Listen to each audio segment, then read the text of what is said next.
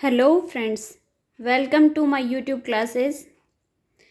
हम पढ़ रहे थे फ्यूल्स के बारे में। फ्यूल्स के हमने 2 वीडियो देखे हैं और उनके बारे में हमने डिटेल से पढ़ा है। आज हम इनसे रिलेटेड कुछ क्वेश्चंस देखते हैं। आप देखो कि आपने पढ़ा है उसमें से आपको कितना बेनिफिट हो रहा है और हमें और क्या पढ़ने की ज़रूरत है। अब हमने जो पढ़ा है उसमें से देखो कि कितने क्वेश्चंस हम पुट कर पा रहे हैं और कितने में हमें कोई कमी लग रही है, तो देखते हैं इनके बारे में। इनमें फर्स्ट क्वेश्चन है, वे पदार्थ जो जल कर ऊष्मा प्रदान करते हैं वो कहलाते हैं। तो जो ऊष्मा दे रहे हैं जलने पे उनको हम क्या कहेंगे? ईंधन, यानी कि फ्यूल्स बोलते हैं उनको। फिर सेकंड है कि लाल तप्त कोक पर जल वाष्प प्रवाहित करने से कार्बन मोनोऑक्साइड यानी कि CO, कार्बन मोनोऑक्साइड क्या होगा? CO एवं हाइड्रोजन गैस यानी कि H2O को मिश्रण होता है, उसे क्या कहते हैं? यानी कि आपसे पूछा गया है कि लाल तप्त कोक है, उसको जलवाष्प प्रवाहित करेंगे तो उसमें से CO यानी कि कार्बन मोनोऑक्साइड और हाइड्रोजन का जो मिक्सचर है उसे क्या कहते हैं? तो वो होगा हमारा बायोगैस। ऐसे ही नेक्स्ट क्वेश्चन है कि कार्बन मोनोऑक्साइड यानी कि कार्बन मोनोऑक्साइड होगा CO प्लस में क्या है? नाइट्रोजन की गैसीय मिश्रण यानी कि नाइट्रोजन N2 ले लिया, यानी कि CO और नाइट्रोजन का जो गैसीय मिक्सचर होगा उसको क्या कहेंगे? तो उसको कहेंगे प्रोड्यूसर गैस। यानी कि आप याद रखो कि कार्बन मोनोऑक्साइड और अगर हाइड्रोजन गैस है तो उसको तो बोलेंगे हम बायोगैस, लेकिन अगर कार्बन मोनोऑक्साइड के साथ में अगर नाइट्रोजन गैस आ रही है तो उसको बोलेंगे हम प्रोड्यूसर गैस बोलते हैं। ऐसे ही हमारा नेक्स्ट क्वेश्चन देखें कि प्राकृतिक गैस में मुख्यतः रहता है, यानी कि जो नेचुरल गैस है उसमें क्या प्रेजेंट होता है? तो उसमें होता है मीथेन। मीथेन का फॉर्मूला क्या होता है? CH4, यानी कि मीथेन प्रेजेंट होगा नेचुरल गैस में यानी प्राकृतिक गैस में। फिर है कि नॉर्मल ब्यूटेन या फिर आइसोब्यूटेन, इनका जो द्रवित किया हुआ है मिश्रण होगा उसको क्या कहेंगे? तो उसको बोलेंगे द्रवित पेट्रोलियम गैस यानी कि लिक्विफाइड पेट्रोलियम गैस। अब हमारा नेक्स्ट क्वेश्चन देखो कि सुरक्षा की दृष्टि से खाना पकाने वाली जो LPG गैस है उसे सिलेंडर में क्या भरकर गैस को गंधयुक्त किया जाता है? यानी कि जैसे लिक्विड पेट्रोलियम गैस है यानी कि LPG गैस है, अगर वो लीक हो रही है गैस तो हमें पता भी तो चलना चाहिए ताकि हम कुछ ना कुछ उसके लिए करें। तो उसके अंदर क्या ऐसा मिलाएंगे ताकि उसकी गंध आए? तो उसमें मिलाते हैं मरकेप्टेन, यानी कि मरकेप्टेन होता है उसकी गंध आती है, यानी कि वो जो गंध LPG की नहीं होती है, वो जो हमें स्मेल आती है वो मरकेप्टेन की स्मेल होती है, जिससे हमें पता चलेगा कि लीकेज हो रहा है या नहीं। ऐसे ही जो गोबर गैस है इसमें मुख्यतः होता है, तो गोबर गैस है इसमें भी क्या होगा? मीथेन, यानी कि CH4 प्रेजेंट होगा। अब 8th क्वेश्चन देखें, LPG में मुख्यतः कौन सी गैस होती है? LPG है उसमें क्या होता है? उसमें होता है ब्यूटेन।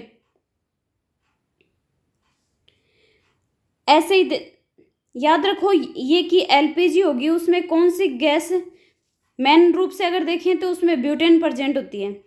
फिर ऐसे ही जैसे गैस एजेंसियों द्वारा सिलेंडरों में भरकर दी जाने वाली गैसें हैं, तो यानी कि जो सिलेंडर है उसके अंदर अगर हम गैस फॉर्म में अगर तो भर नहीं सकते, ठीक है, क्योंकि गैस तो कम ही होगी, लेकिन उसको गैस यूज़ तो हम गैस फॉर्म में कर रहे हैं, लेकिन उसको भरेंगे किस फॉर्म में?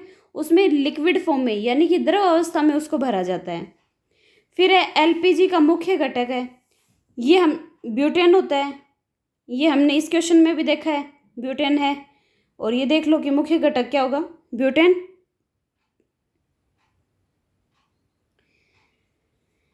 फिर नेक्स्ट है कि LPG का पूरा नाम क्या है? LPG, CNG, इनका हमसे पूछा जाता है एग्जाम्स में कि इनकी फुल फॉर्म क्या होती है, यानी इनका पूरा नाम क्या है? तो LPG है उसको बोलते हैं लिक्विफाइड पेट्रोलियम गैस, ठीक है। और ऐसे ही जो CNG है अगर उसका फुल फॉर्म आपसे पूछें तो वो क्या होती है? कंप्रेस्ड नेचुरल गैस, यानी कि एलपीजी को तो लिक्विफाइड पेट्रोलियम गैस बोल देंगे और सीएनजी है उसको कंप्रेस्ड नेचुरल गैस बोलते हैं। फिर इसमें क्वेश्चन है कि सीएनजी को पारिस्थितिकी मैत्रीपूर्ण क्यों कहा जाता है। इसको सीएनजी को मैत्रीपूर्ण क्यों कहा गया है, यानी कि फ्रेंडली बोला है, क्यों इसमें कार्बन मोनोऑक्साइड यानी कि CO बहुत ही कम मात्रा में होता है। यानी कि जो CO यानी कि कार्बन मोनोऑक्साइड है ये काफ़ी डेंजरस होता है, लेकिन ये जो हमारा सीएनजी है उसके अंदर क्या होता है कि कार्बन मोनोऑक्साइड है वो बहुत कम मात्रा में होता है, तो ये हमारे लिए हार्मफुल नहीं होगा, तो ये फ्रेंडली होगा हमारे लिए। फिर नेक्स्ट क्वेश्चन है किसका ईंधन मान है वो सबसे अधिक होता है, यानी कि ईंधन मान है उसमें सबसे अधिक मात्रा में क्या होता है, तो वो क्या होगा, हाइड्रोजन होगा। ईंधन मान है उसके अंदर हाइड्रोजन सबसे ज़्यादा मात्रा में होगा।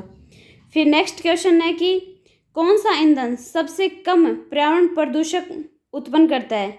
अगर पर्यावरण प्रदूषण भी यानी कि एनवायरमेंटल पोल्यूशन सबसे कम अगर पूछें तो वो भी हाइड्रोजन ही होगा, यानी कि हाइड्रोजन होता है वो पोल्यूशन में नहीं करता है। फिर ऐसे ही नेक्स्ट क्वेश्चन देखें कि रॉकेट में से किस प्रकार का ईंधन प्रयुक्त होता है। तो जो रॉकेट्स होती हैं उनके अंदर होता है प्रणोदक, यानी कि प्रणोदक ईंधन होता है वो प्रयुक्त होता है उसमें। तो याद रखें आपकी जो रॉकेट होती हैं उनके अंदर क्या होगा, प्रणोदक ईंधन यूज में लेंगे। फिर है कि किस प्रकार के कोयले में सबसे अधिक कार्बन की मात्रा होती है। तो कार्बन की मात्रा अगर सबसे ज़्यादा पूछी है तो वो किस में होती है, एंथ्रासाइट में। एंथ्रासाइट में सबसे ज़्यादा कार्बन की मात्रा होगी। और फिर नेक्स्ट क्वेश्चन है कि भूरा कोयला किस नाम से जाना जाता है, यानी कि भूरा कोयला किसको करें, तो जो लिग्नाइट है उसको क्या बोलेंगे, भूरा कोयला। तो आप याद रखें कि लिग्नाइट है उसका भूरा कोयला बोलते हैं। फिर नेक्स्ट क्वेश्चन देखें कि किसी ईंधन में अपस्फोटी रोधी गुण को दर्शाता है।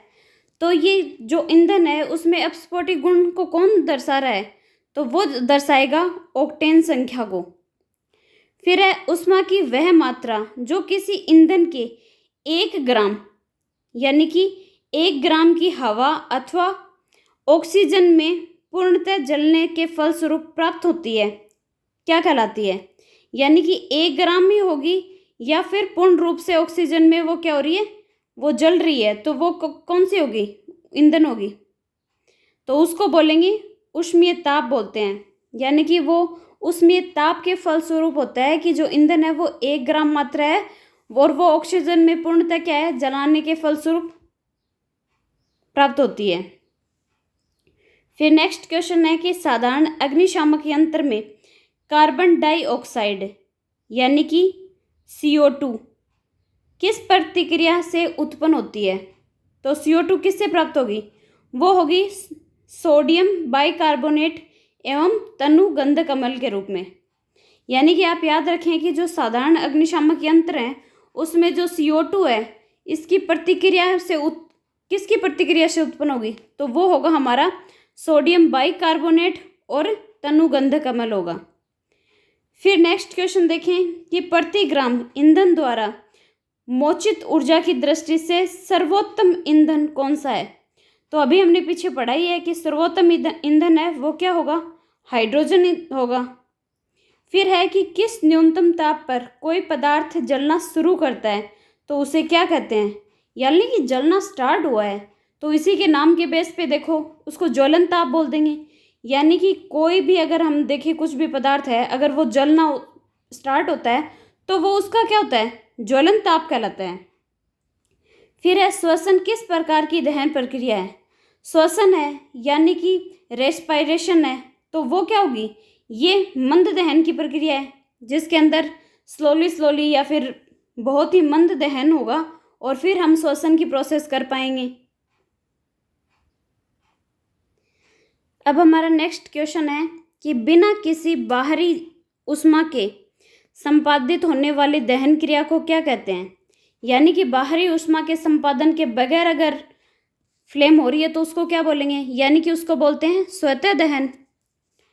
फिर ऐसे ही नेक्स्ट है कि दहन की वह क्रिया जिसमें ऊष्मा और प्रकाश, यानी कि ऊष्मा और प्रकाश अल्प समय में उत्पन्न हो जाती हैं, यानी कि हमें जल्दी क्या होगी, ऊष्मा भी मिलेगी और प्रकाश भी मिल रहा है कम टाइम में, तो उसको क्या बोलते हैं, उसको बोलते हैं द्रुत दहन।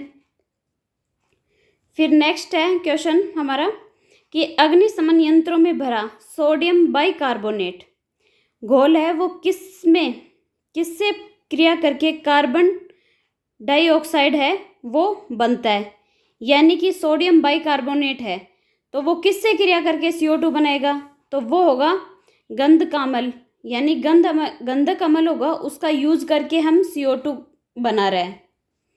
फिर नेक्स्ट क्वेश्चन हमारा 27 नंबर देखें कि सोडियम बाइकार्बोनेट को अग्निशामक के रूप में क्यों उपयोग किया जाता है, तो इसका यूज इसलिए हो रहा है क्योंकि आप देखो कि आग किस गर्मी में यह कार्बन डाइऑक्साइड उत्पन्न करता है, यानी कि आग है वो मतलब कम गर्मी के ऊपर ही या फिर कैसे कार्बन डाइऑक्साइड उत्पन्न कर रहा है, तो ये सोडियम बाइकार्बोनेट की वजह से हो रहा है, इसलिए इसका यूज होता है। फिर नेक्स्ट है कि पेट्रोल में लगने वाली आग के लिए किस प्रकार के अग्निशामक का उपयोग किया जाता है, यानी कि पेट्रोल है वो खुद लिक्विड में है तो उसके लिए हम किसका यूज कर रहे हैं, तो वो होगा हमारा झाग वाला, यानी कि झाग वाला अग्निशामक यंत्र होगा जिससे हम पेट्रोल में लगी आग को क्या करेंगे, बुझा सकेंगे, यानी कि फ्यूल को हम कम कर पाएंगे।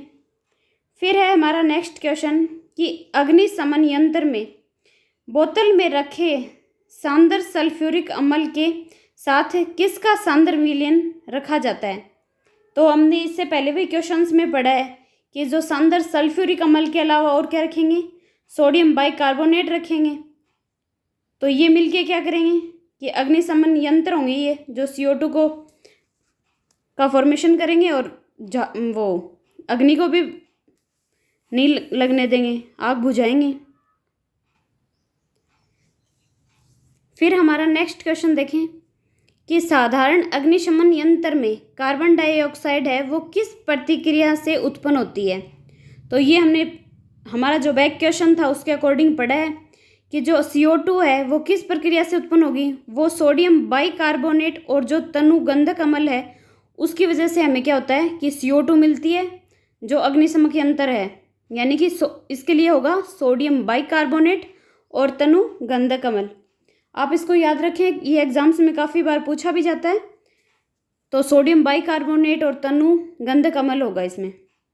फिर है कि अग्निशामक समन में कौन सी गैस प्रयुक्त होती है, तो अभी हमने पीछे पढ़ा भी है और अभी जस्ट ने पहले वाले क्वेश्चन में भी देख रहे हैं कि यानी कि CO2 यानी कि कार्बन डाइऑक्साइड है उसका गैस का हम प्रयोग करके क्या करते हैं कि अग्नि जो जल रही है उसको बुझा पाएंगे। फिर है कि जलते पेट्रोल को पानी नहीं बुझा पाता, क्यों, तो पेट्रोल है तो अगर जल डालेंगे तो ये क्या होगा, पेट्रोल हल्का है तो वो ऊपर तैरता रहेगा, इसका घनत्व कम है, और वाटर का ज़्यादा है तो वो नीचे होगा तो हम नहीं बुझा पाएंगे। तो यही बताया कि अपने सापेक्ष कम घनत्व के कारण पेट्रोल पानी में तैरता है, यानी कि जलते पेट्रोल में पानी को नहीं बुझा पाएगा वो। फिर है कि कौन ईंधन तत्व नहीं है, यानी कि ईंधन तत्व कौन सा नहीं है ये पूछा हमसे, तो हीलियम जो होगा ये क्या होगा, ये ईंधन तत्व नहीं है। फिर है कि कौन सा जीवाश्म ईंधन नहीं है, यानी कि फॉसिल फ्यूल नहीं है, तो वो क्या होगा, वो होगा हमारा नाइट्रोजन, यानी कि नाइट्रोजन है वो जीवाश्म ईंधन नहीं है। फिर है कि प्रति ग्राम ईंधन द्वारा मोचित ऊर्जा की दृष्टि से सर्वोत्तम ईंधन कौन सा है, तो ये हमने पढ़ा ही है कि सर्वोत्तम ईंधन कौन सा होगा, हाइड्रोजन होगा। प्रति ग्राम ईंधन द्वारा मोचित ऊर्जा की दृष्टि से अगर देखें तो सर्वोत्तम ईंधन है वो होगा हाइड्रोजन। फिर है किसका प्रयोग नोदक या रॉकेट में ईंधन के रूप में होता है, तो रॉकेट में हमने पढ़ा था कि द्रव हाइड्रोजन और द्रव ऑक्सीजन, यानी कि हाइड्रोजन और ऑक्सीजन जो लिक्विफाइड होंगे उनका यूज होगा आई थिंक आप लोग समझ गए होंगे, आपको क्वेश्चन आ गए होंगे। अगर आपको अच्छा लगा हो वीडियो तो चैनल को सब्सक्राइब करें, लाइक करें और अपने फ्रेंड सर्किल तक इसको शेयर भी करें ताकि वो भी इसे देख पाएँ। और अगर किसी को लगे कि कुछ इसमें और भी कुछ करना चाहिए तो आप कमेंट कर सकते हैं। Thank you.